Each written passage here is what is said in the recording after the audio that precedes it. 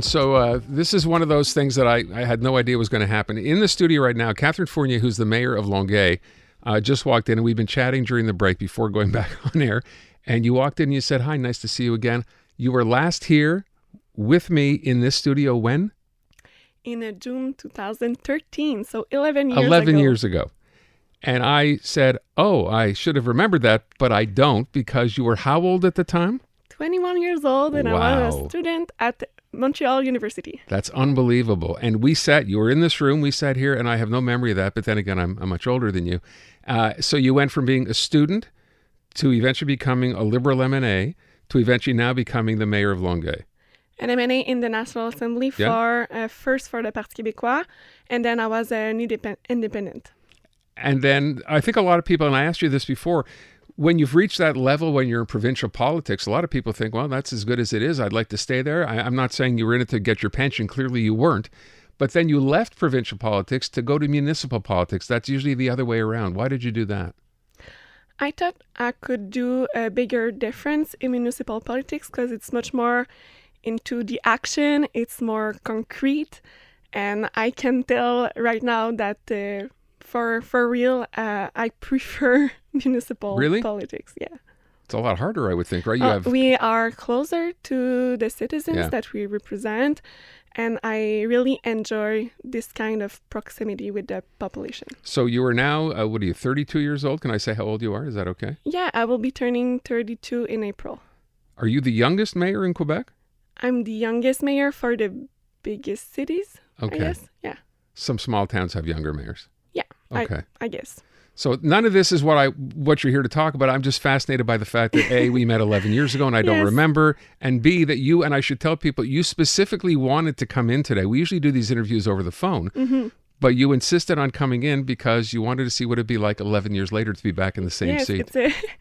It's a special memory for me. That's fabulous. And thank you for saying that I look thinner now than I did 11 years ago. My pleasure. That was very nice. All right, let's talk about the issue. This is something you're getting a lot of credit for, and good for you. We know housing is a big issue in this city, and obviously in Longueuil as well. You've come up with a bit of a plan. I want you to explain this because I don't think I know enough about this.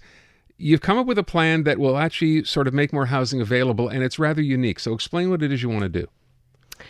Yes. So what we want to do is to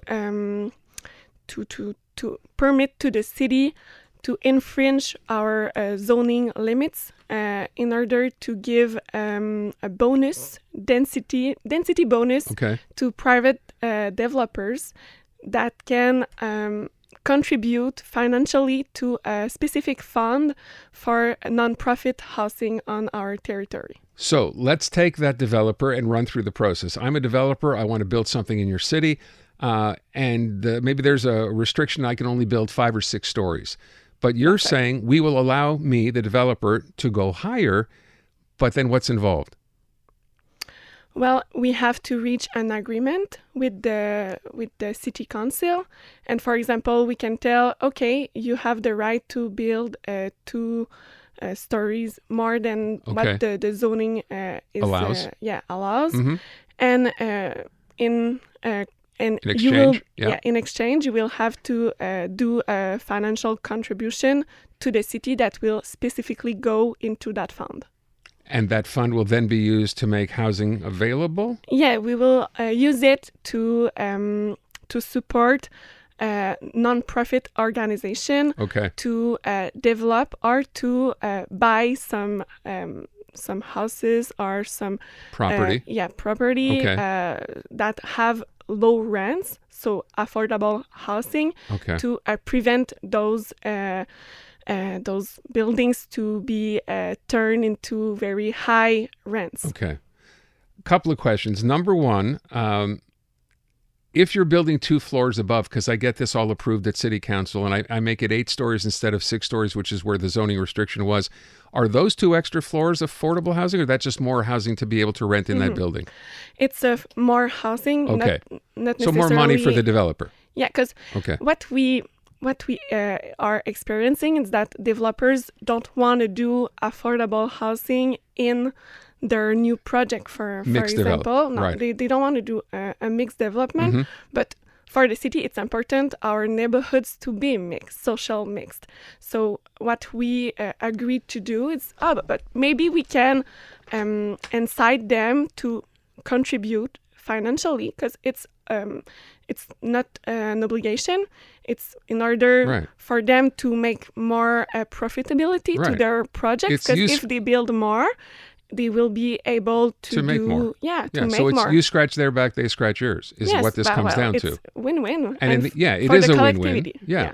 So my other question is, because you're getting a lot of credit for coming up with this idea. It seems like a pretty good solution for the housing issue we have right now. Where did this idea come from? Did you see someone else in anywhere or rest of the world doing this and said, you know what, this is a great model, we should try it here? Mm-hmm. The city of Vancouver has quite a similar model. So they tried this density bonus, and it seems to give great results. But right now, in the state of the law, we cannot do it in Quebec. So that's why I've asked the Municipal Affairs Minister, André Laforêt, to change the law in order to allow the cities to do it. Okay. The other question I have is, I know in Montreal, for example, when there was a project developed, the city tried to go the mixed housing route, right? A developer would come in and say, oh, yeah, of course, we'll have 20% affordable, 20% housing, or 20% social. Then they lie. They don't have that available, and all they do is pay a fine to the city, and the city takes that money, and I don't know where that money goes. I would like to think it goes to be able to build affordable housing, but that doesn't happen out in Longueuil. That's not the same setup. No, we don't have this kind of regulation in Longueuil, because we don't want to discourage construction right now, because it's very hard for private developers to go on with their projects with the economic situation right now. So that's why we are thinking about giving an incentive. That's great. It's not an obligation. Again, it's if they want to do it, and maybe it will help develop more housing units, because it will be more profitable for the developers. What has reaction been from the developers? Great. Actually, the non-profit developers and the private developers are saying that it's a good idea. So that's I think kind of exceptional that they agree. Yeah. So we are very encouraged by the reaction, and the government has confirmed that they will be doing the change in the next bylaw in the municipal affairs. Do you have an idea of like a time frame? Like, have they told you, is that a month, a year? Or? Well, probably this spring. Okay. So soon enough that it could actually start to happen in your city as early as the summer. It's at the center of our good for you. Housing strategy that we presented to the media and to the population on the last December. Do you, just as a final question, do you have an idea of how many more homes would be built or units would be built to make this actually happen once it goes through? Is that like an estimate? Well, we want 30,000 units to be built by 2041, but that's our global ultimate objective. Yeah, but we think that this idea will help to build more, because this is an incentive when we support the private sector in order to make their project more profitable. Well, I think we can stimulate construction, but we also want to reach 20% of non-profit housing on the rental market in Longueuil. So that's one of our main objectives. So yes, we can do new construction that won't necessarily be affordable, but we will have the money to protect what is already affordable on the housing market. Look, it's a great idea, and I know you've been getting a lot of a lot of positive comments on this from people, and it certainly seems like the right idea. It's nice to be able to have a carrot instead of a stick here, and offer this, right, instead of just saying this is how you have to build. So good for you for coming up with the idea. And I hope it works well. And I'm sure for a lot of people in Longueuil, they love this idea too. So good for you. Congratulations. It's a great idea. Thank you. It will be available to all the cities across Quebec. So that's fabulous.